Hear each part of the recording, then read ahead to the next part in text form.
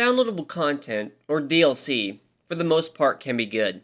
It gives players new content and extends the life of already great games. It gives us new excuses to sink more hours into our favorite games. But DLC can also be an absolute nightmare. More often than not, I see DLC benefiting the big publishers who kick it out the door rather than the player themselves. Every day, companies like Activision and EA, just to name a few, are overcharging for minuscule amounts of content. Not only is this a problem, but they're also giving the option to pre-order DLC with season passes. DLC is supposed to be an afterthought after the main game is completed, and not to lock parts of the game away and sell it to the players later. This is wrong. There's good ways and bad ways to go around properly implementing DLC. Let me tell you guys what the right way and what the wrong ways are to implement DLC, and I'll provide some real world examples. Let's start off with how not to do DLC. No season passes and no pre-ordering DLC. Leave it as an afterthought, a few months down the road after the game's release. No map packs. This segregates the game's community.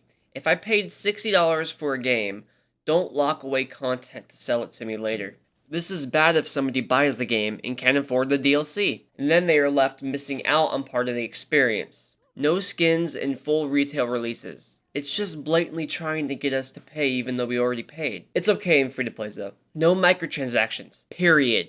Microtransactions have absolutely no place in full AAA releases. If I paid $60 for a game, I expect the entire experience. Examples of games that are guilty of this are Evolve in terms of skins, Destiny in terms of season passes, and Call of Duty in terms of map packs. Now let's get around to how to properly do DLC. Give us a good amount of content for the money. If you're asking $20, which is 1/3 of what a normal AAA release costs, then give us 1/3 of the content included in the full game. Give us something substantial, something that will keep us playing. I mean, really, that's all you need to do to properly implement DLC, in addition to following everything I listed not to do. This message is important. If DLC keeps getting out of hand, it's only going to harm the gaming industry more and more. If you keep buying it, then that's telling the publishers what they're doing is okay. We need to band together as gamers and stand up for what is acceptable. I know this sounds impossible, but it's something that has to happen.